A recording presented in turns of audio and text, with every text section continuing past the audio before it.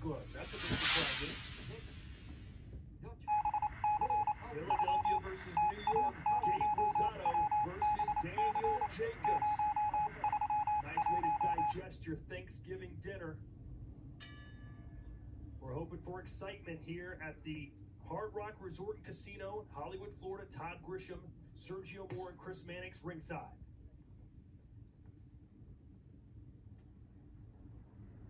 Sergio, you've been in there twice with Jacobs. You've sparred with Rosado. What's the keys to victory for both these guys? I think Jacobs needs to rely on his athletic ability, focus behind the jab, stick with his technique, and he needs to start fast because Rosado likes to get warmed up in there. He'll let you have the early rounds unless he catches you early, but if you can put some early banks, rounds in the bank if you're Jacobs, that'll be a good idea. Sharp hook on Rosado. So, Chris, I assume you're not predicting a Peter Quillen type of performance for Jacobs where he just goes through there and blows him out in round one? Blew out Rosado? No, Jacobs blew out Quillen. Right. No, I'm not expecting that type of. I was thinking Rosado. No, you don't blow out Rosado. No, that's what I think of Rosado Quillen. No, when Daniel Jacobs blitzed him. Yeah, that was a ringside for that fight in Brooklyn. Impressive knockout. No, you don't blow out Rosado. I mean, he's faced some of the biggest punchers, and there's always either the corner stops it or they stop it on blood, or the referee stops it, but you don't knock him out. He's like the Puerto Rican Jake LaMotta. Only one man put him down for good. Alfredo Angulo. That was early in Rosado's career because Rosado learned on the job. He only had 11 fights compared to 150 with Jacobs, so he learned on the job. This is a blue-collar fighter in Rosado against the Ivy League white-collar education from Jacobs. And I give Rosado credit because back in 2012, he was rising up to junior middleweight rankings. In fact, he was in position to be the mandatory challenger for Canelo Alvarez's title at that time. Instead, he elected to move up to 6 pounds to middleweight, fight Gennady Golovkin, and that didn't go all that well for him. Like the left hook that I'm seeing from Rosado. Nice jabs, really hard left hooks. You can tell that he's carrying the 168 pounds really well, Rosado. Jacobs perhaps a little more pedestrian than many fans thought they'd see. That happens a lot. Two guys jawing at each other for months and years. They get in the ring, you expect them to be like two rams colliding, and instead they feel each other out for a few minutes. You let Rosado be comfortable like this. He'll go into the middle and late rounds getting more confidence, just like he did with Peter Quillen. Quillen's size and power, the first half of the fight, but Rosado was coming on in the second half of the fight until that cut stopped it.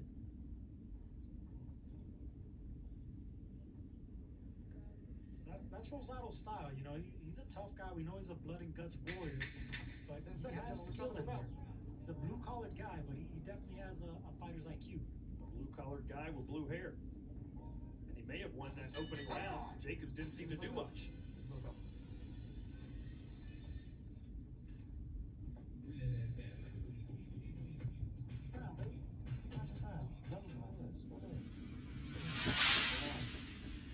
Every time you walk out, you walk back in, you gotta walk back. Alright? Show me the body. Aim for the tattoos. I caught that too. So that means But which one? He's got like 30 of them. Aim for the neck, aim for the body, the shoulders, the forearms, the back. You heard Jacobs, Jacobs telling his corner, I'm just warming up.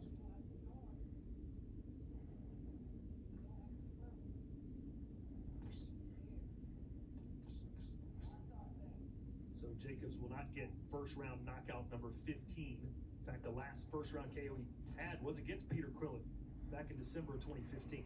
You don't get first round knockouts versus Rosado. You gotta earn it. Sergio, what do you think about the fact that in these types of environments, you can hear everything your trainer says, you can hear everything the opposing trainer says? Does that have any impact on a fighter? Of course it does. It's just like sparring. You gotta treat it like sparring though, because that's exactly how it is in the gym. You can hear what the instructions that your opponent's trainer's telling them.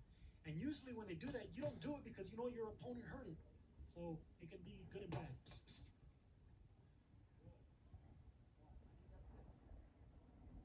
Jacobs always looks in phenomenal condition, but yesterday after the weigh-in, Jacobs was yelling at Rosado saying, you look wide, you look fat.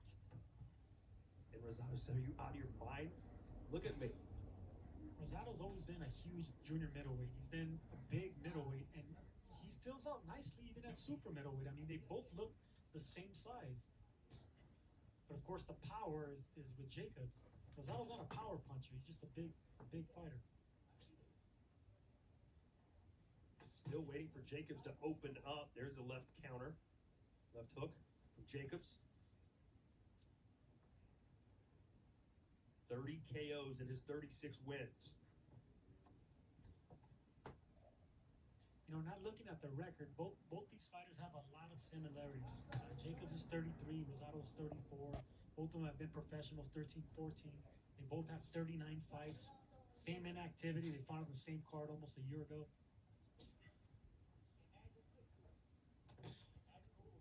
I like that right hand right there by Jacobs.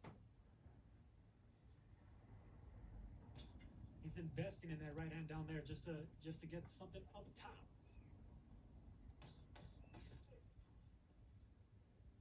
Calling for the jab in the corner of Jacobs. Chris, you know Freddie Roach very well. What did he have to say this week? Well, Freddie believed the pressure was going to win this fight for Gabe Rosado. It's easier said than done, though. You know, Gabe is, as Sergio said, filled out nicely at 168 pounds. But Danny, in this fight, is still the bigger, stronger-looking fighter. So walking someone down that's bigger than you is not the easiest thing in the world to do. Freddie Roach's strategy for every fight is pressure, pressure, pressure. That's his game plan. Step back, step back. We talked about Gabe Rosado's heart, his desire. He's been knocked down 9 times in 6 different fights, and he's been stopped 4 times in his career. But to keep this man down, you have got to beat the ever-living tar out of him, as my dad used to say. No, he's just, you know, he's a specimen. You know, he just keeps coming, no matter how bloody, no matter how hurt. And in that Solecki fight, you know, he was losing that fight, and then in that 9th round, he just resurrected. You could never count him out. Chris, how do you have it through 2 rounds? I've got it 1 round apiece. I gave Gabe Rosado that first round. I thought Jacobs was a little bit better in the second, but these are close. Not a lot of significant action to decide these rounds. You know, Sergio, you thought Rosado would be the slow starter. Maybe he'd come on late. What do you make of the way this fight's shaping up? I think both of them are following a game plan. I know we expected pressure from Rosado early, but I don't think that's a smart thing to do against Jacobs. He's obviously the bigger puncher. He's a more agile fighter. Both of them are following their game plan. You know, both these guys do have a history of performing better in some of these later rounds. I thought Jacobs did his best work against Canelo after the midpoint of the fight. And as Sergio said, against guys like Solecki and some others, including Peter Quillen, Rosado has been effective as the fight's gone on. Well, that's good news if you're Rosado, especially if he did indeed win that first round.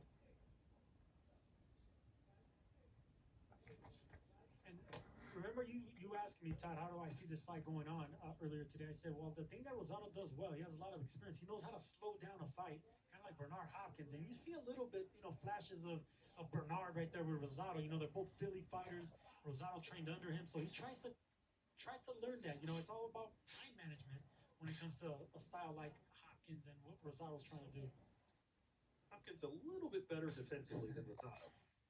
Better, but I'm saying the time management and even the little the stance that Rosado's showing, the punch selection, the discipline.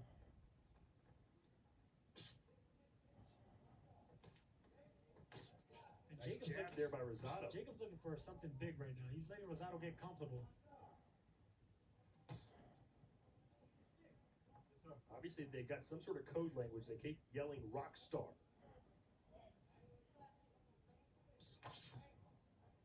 Check left hook there, Sergio, that he employed in the second round. On the back of the head, all right?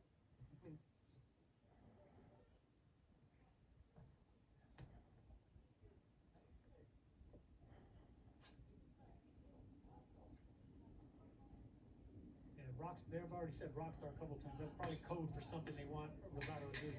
At the bell, gentlemen. So you agree with me? Yeah. Oh, big right hand there to end the round for Daniel Jacobs.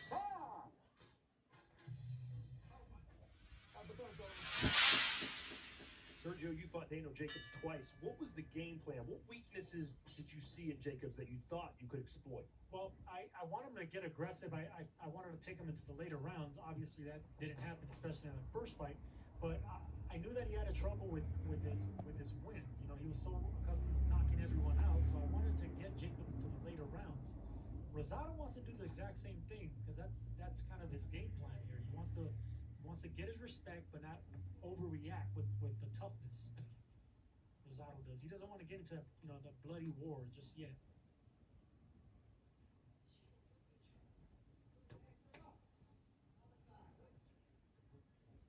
Jacobs' corner telling him between rounds, I'm going to give you water, but you don't need any. I don't know if that's a good thing or a bad thing.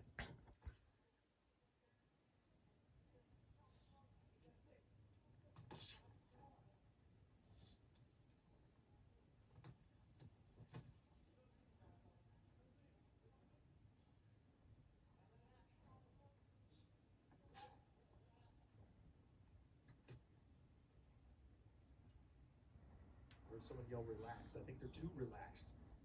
Somebody's got to grab this fight by the scruff of the neck and go for it, at least in my humble opinion. No, Rosado likes to fight relaxed, and if he can get by the rounds without having to do much, and then maybe steal the round with a little flurry here and there, that's Rosado's fight.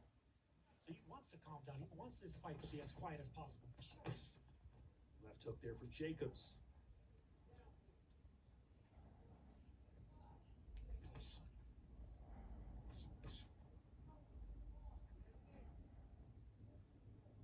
Chris, you talked earlier about what's next for Daniel Jacobs. Should be some million-dollar fights, and I always say, look, this is the fight where you make the money. The next fight, the money's there whether you win, lose, or draw. He has to win this fight. So basically, he's got millions of dollars perhaps on the line in the outcome of this bout against Rosado. Yeah, because if you look at the 168-pound division, there is a need for high-level opponents on every side of the street.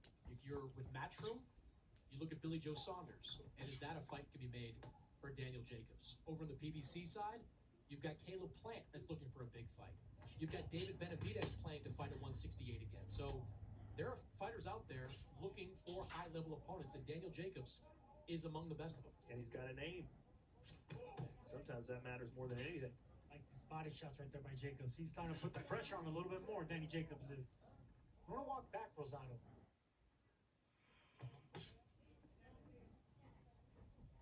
We talked about that pressure. You're just not seeing it from Rosado. Jacobs is the one, as these rounds have gone on, starting to assert himself a little bit more.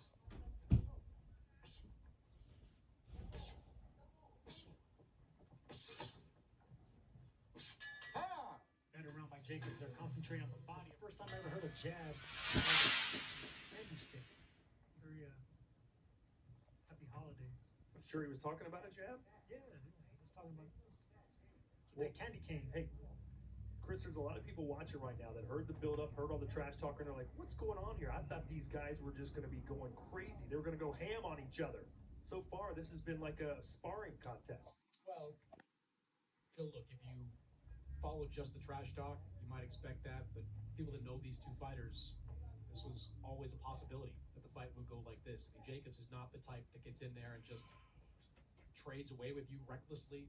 Rosado might do it, but at this weight class, it doesn't really behoove him to take that type of approach. This was kind of the fight many people expected it to be so far. Punches through round 4. 23 landed punches for Jacobs, 22 for Rosado. And Chris, you can't tell me many people expected those kind of numbers, even boxing insiders, through four full rounds. Well, you certainly expected a little more activity. Jacobs is a pretty good defensive fighter as far as gobbling up some of those punches. Rosado isn't known for that himself, but yeah, you expect a little more activity from him. Maybe Jacobs will pick it up as this fight goes on. No, Jacobs needs to pick it up because this is exactly what Rosado wants. He wants the quietest fight possible, especially going to the second half of the fight. So Jacobs needs to put a little bit more pressure, a little bit more speed, impose yourself.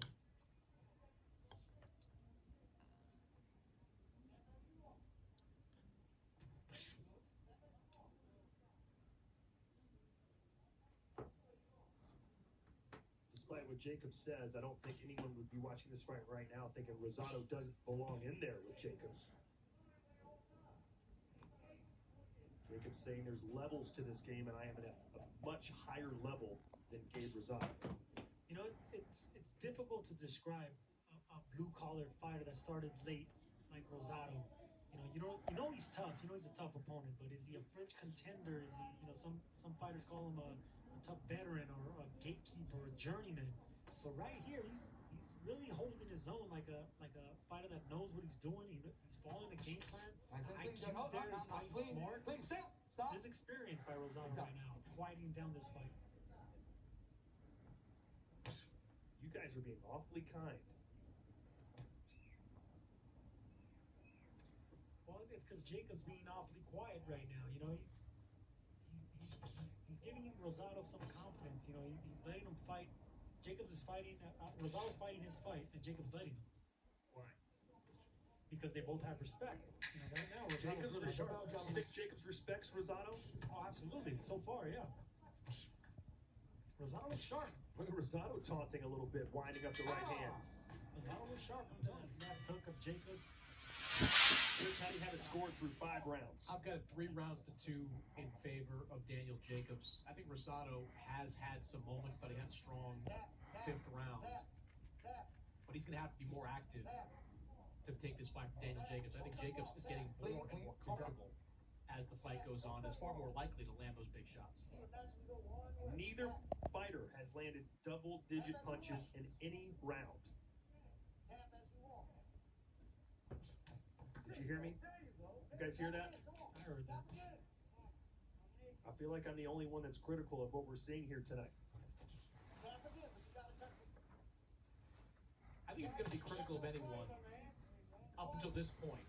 It's got to be Daniel Jacobs, because Jacobs is the guy that all week long was saying he was going to punish Gabe Rosado. We're about at the midway point of this fight, and we haven't seen any kind of punishment. Now, maybe that changes, but right now, Jacobs is not done what he said he was going to do. And another thing, we forget about the change of trainer. Daniel Jacobs was with Andre Rozier for a long time. That chemistry was already built.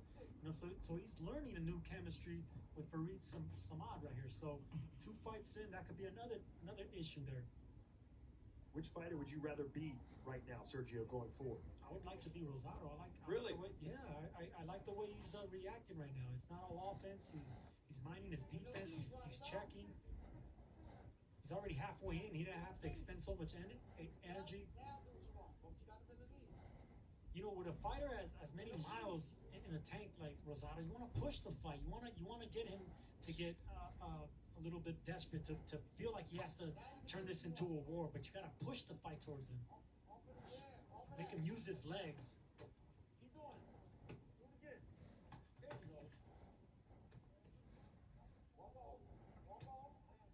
Maybe they just start struggling with the hangover effects of tryptophan. What's tryptophan? It's in turkey. It's a Thanksgiving joke.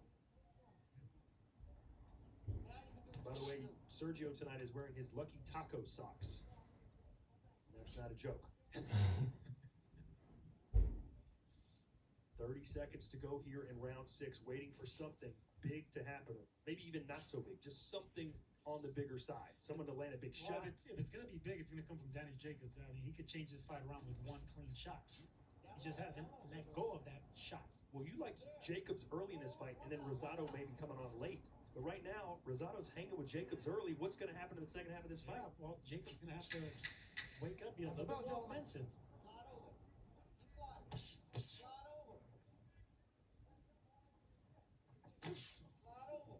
Rosado liked the exchange there at the end of the bell. Makes the fight offensive all the way around right now. And the corner of Jacobs is asking him if he bet on himself. Well, I think what he's asking is, did you bet like this would go into the later rounds? Well, that's what people thought Floyd Mayweather did against Conor McGregor. He just kind of carried him. So, hey, I know a lot of people probably bet on Jacobs to finish this fight between rounds 7 and 12.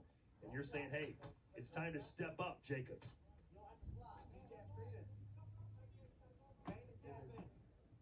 Well, if that's the case, we're going to find out around the 7th round, because this is a fight that Rosado's in. Well, hey, Lomachenko versus Lopez was pretty boring the first 6 or 7 rounds before they started picking things up. Let's hope that happens here as well.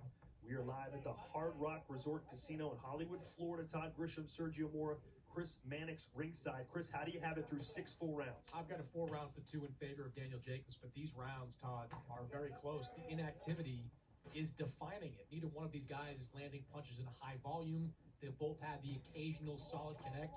It's a close fight. Yeah, if you're a judge, you go, wait, he hit him 5 times and he hit him 4 times. I mean, did he really?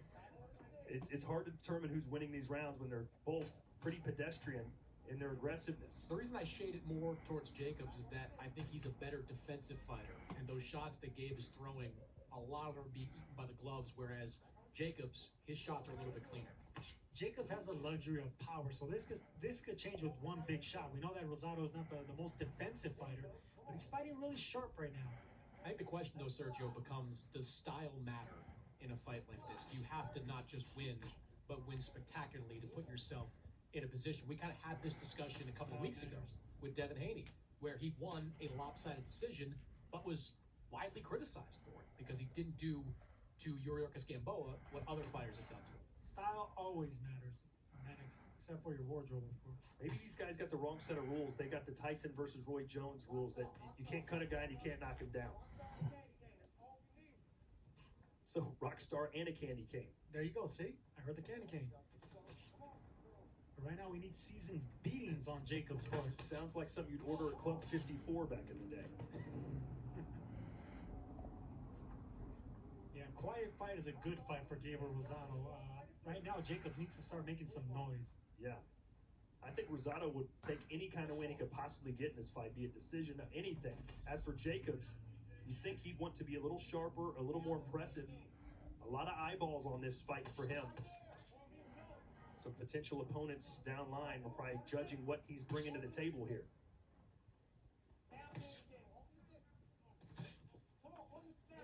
Nice right hand there by Jacobs. Good body shots by Jacobs. Now he's digging away. I think that might have hurt Rosado right there.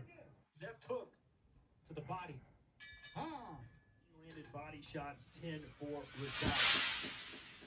You know, Daniel Jacobs in the build-up to this fight didn't show Gabe Rosado a lot of respect, didn't think much of his boxing skill. In the ring right now, he is showing him a lot of respect. This looks like a sparring session, really. Well, Daniel Jacobs said when he fought for his middleweight championship, you don't understand the amount of damage I put on my body trying to make that weight at 160. He said, now that I'm 168 pounds, I can be 100% and I can be active and not fatigued. He looks like he's had to cut to 154 tonight. We were in the room when Jacobs came in just after the weigh-in against Canelo Alvarez, and he was shaking. You knew right there that this was going to be his last fight at 160 pounds. 168, he's healthier, he makes it a lot easier. We're still not seeing that level of greatness, at least against some opponents that we saw at 160 pounds.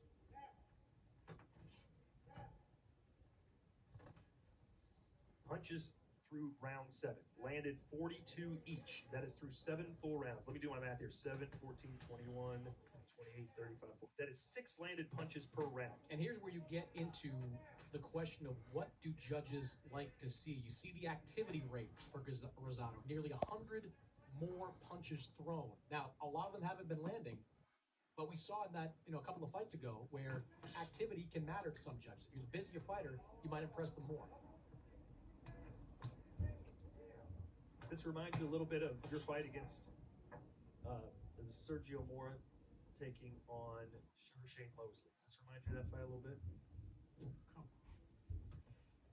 I was fighting a legend in Shane Mosley, someone that was explosive, someone that kept coming at me. I had to be defensive. I wasn't going to knock out a fighter with concrete chin. I wasn't going to do something no one has ever been able to do. So I have no other choice but to do that. There's an overhand right landing for Gabe Rosado. See, for Jacobs, on the other hand, he has the power, he has the speed, he has the athleticism. This is totally different. Right now, there's just too much respect that Jacobs is showing Rosado. It's either that or Rosado's commanding respect. Sometimes it takes a long time to figure a fighter out, figure out what you want to do, but Jacobs, or Rosado rather, doesn't seem that complicated of a style to figure out. No, it doesn't. And this is his fight right here. And that's the reason you're seeing him come forward, being a little bit more offensive, because he's already halfway through the fight. he's saying, I'm already here. Now it's time for me to put a little bit of pressure on Jacobs. Have him going backwards now. At the bell, gentlemen. Jacobs turning southpaw. I don't know if it's strategic or frustration, but I don't mind boring. Just be winning the round. Be winning the fight. Be in control. Be boring, but be winning. Got breaking news here. Bring him up, bring him up, bring him up. Gabe Rosado landed Okay. 10 punches in that round, Chris. That's the first time either man has hit double digits. How do you have it scored through 8? It's got a 5 rounds to 3 for Daniel Jacobs, but I tell you, those punch stats we threw up in that last round, they would worry me a little bit if I was Jacobs. You know, with Rosado being a far more active fighter and maybe impressing some of the judges. And usually, Rosado's face in round 9 looks like hamburger meat. But right now, he looks just as clean as Jacobs. So good on him. Jacobs fighting the kind of fight apparently he needed to fight. He's a huge underdog. Jacobs 20-1 the favorite. I'm trying to figure out, Jacobs' game plan or his strategy. It's like he's confused between styles or between, instructions from his corner. When he's had a trainer for such a long time and Andre Rozier, and now he's with someone else. I don't know. Maybe there's chemistry lacking there or instructions that aren't being followed.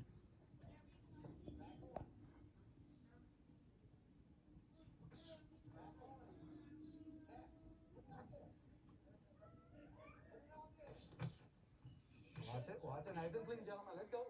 Right. Step back. No throwing. Step back. Good job.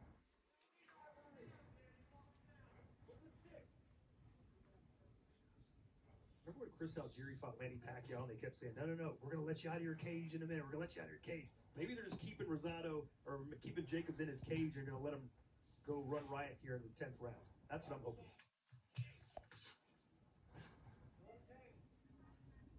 Nope. They're saying throw the candy cane.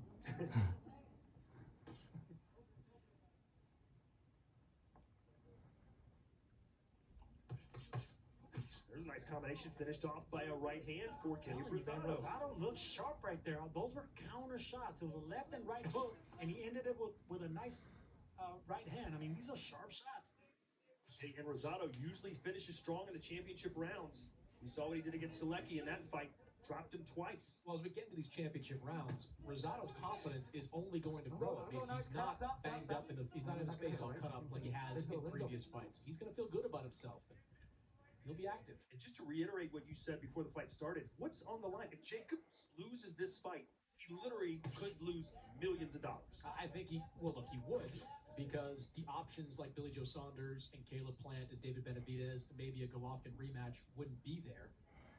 But even winning like this, it doesn't do Daniel Jacobs a lot of good. I mean, is there going to be a demand to see Saunders versus Jacobs in 2021? I mean, not after something like this. You lose money and you lose interest. Fights like these, you don't want to. Gabe Rosado is very much in this job, a huge underdog.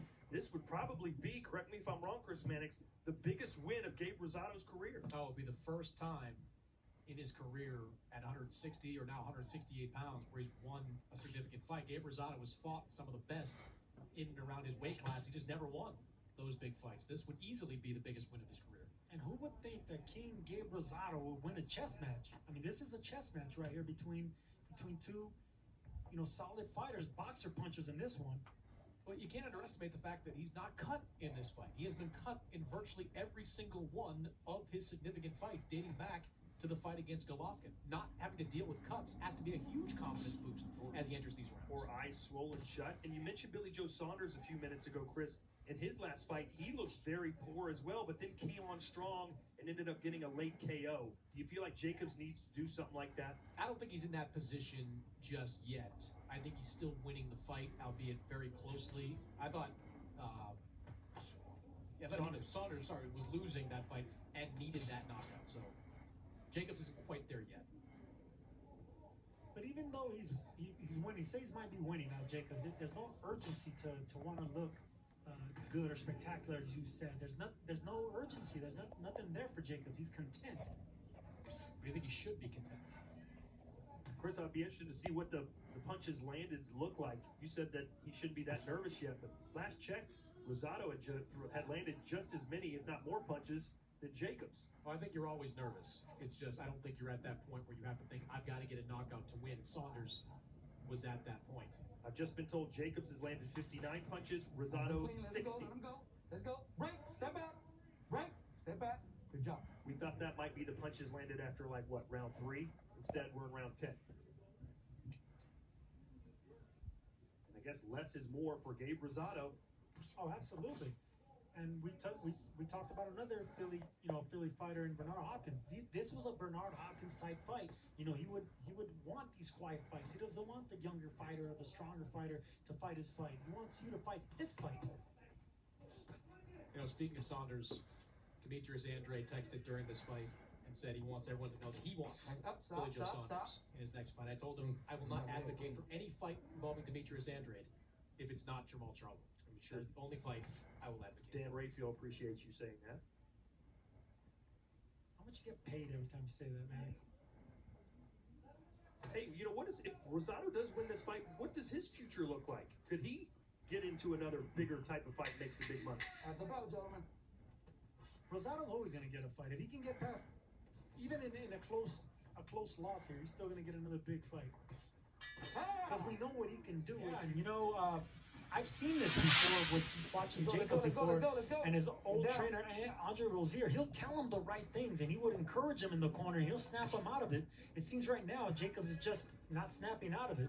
There's a little frustration in that corner. We are in the championship rounds, and you wonder if this was only 10 rounds, if Jacobs would have a little bit more urgency. But right now, it's got to be all systems go. For the former two-time middleweight champion, he is in trouble, no doubt about it. A close fight with Gabe Rosado. You know, when Jacobs got here for fight week, he said, I just want to get this fight over with. Well, he's fighting like that tonight. He might get it over with, but it might not be a victory if this continues. You've got to believe if Rosado can win these last 2 rounds, the fight might be his. Well, that's the thing with Rosado. You've got to operate with a sense of desperation. This is your career right here. This is your chance to get high 6, low 7-figure payday in your next fight. You have got to fight, not recklessly, but you've got to win these next couple of rounds decisively. Live wagering right now, Rosado a plus 200 underdog. He was plus 700 roughly when this fight began. So a lot of people betting on the Philly guy to come in and get a win here in Hollywood, Florida. We're at the Hard Rock Resort Casino. We'll be back here on December 18th. The return of Triple G Gennady Golovkin. But some high drama here. Not high excitement, high drama here. Let's see what happens if Rosado can somehow beat Daniel Jacobs and pick up the biggest win of his career. Nice and clean, gentlemen. Nice and clean. Let's go. Let's go. Stop. Stop. Stop throwing. Both feet. Let's go. Good job. Neither man really even breathing heavy. That's what's surprising. Well, because they haven't really had to expend their energy. Yeah, why? You know, they haven't thrown chosen not to. combinations. Yeah. And, you know, Jacobs from Brooklyn, they say Brooklyn goes hard, but right now Brooklyn's going careful, you know, and that's good for the Philly fighter in Rosado.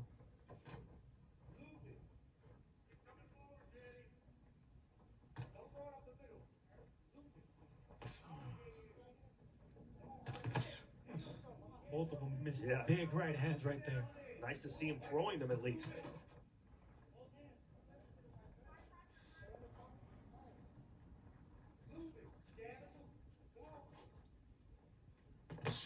Oh, nice right hand straight down the middle from Gabe Rosado. That's probably the cleanest and biggest punch of the fight. If I Step pick back, one right there, and it's on Rosado's part. And with the low volume of punches being thrown each round, one punch like that can influence the judges. Oh, that was sway around if it, in a quiet round, definitely. I'm calling this one right now. I think this will be a draw. What a disaster that would be for Daniel Jacobs.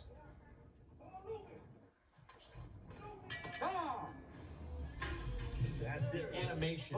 12 and round. You can hear the animation in the voice of Freddie Roach. He knows this fight is there for the taking. He knows Gabe Rosado can win. Sergio, you talk about desperation with Daniel Jacobs. If you're Gabe Rosado, you got to be thinking about all those fights you've lost so close. The cuts that may have cost you a fight against Peter Quillen. Luis Arias, when you had a draw against. You have to take that into this last round and fight like it's the last one of your career. It's a great point because, you know, those wars, you learn something. Now, obviously, you go through the fire and you get tougher, but you learn something. And at 34, almost 35 years old, Gabriel Rosado's putting all those wars into one good fight, one good performance, and a smart, strategic performance. It very well could hang in the balance here in this 12th round.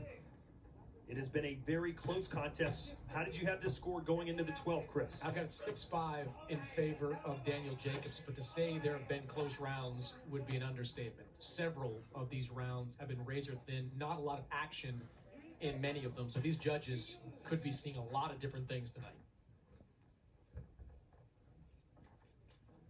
And again, if you look at the punch stats, Gabe Rosado has been the more active puncher. Jacobs not fighting with much urgency at all. Chris, you talked about him perhaps having a multi-million-dollar fight on the way, and maybe that should inspire him. But this is a guy who's made a ton of money from Triple G, ton of money from Canelo Alvarez fights. Maybe he doesn't have that will and desire that perhaps he once had to steal the show in these fights. That's what happens when you start making big money. Good left hook there. But I don't think that's the case here. I still go back to changing trainers. When you've been with someone so long, you've had success with so long, like Jacobs did with Andre Rozier, it's that chemistry that's lacking. It has to be. You know, I've never pretended to be a boxer, never stepped in the ring, but if someone told me, if you win this last round, you're probably going to win the fight, and you will most likely get millions of dollars, I think I would be going crazy with 3 minutes to go. Yeah, but because you don't know what you're doing. I think Rosado should continue being disciplined. Okay, what should Jacobs do? What should Jacobs do right now?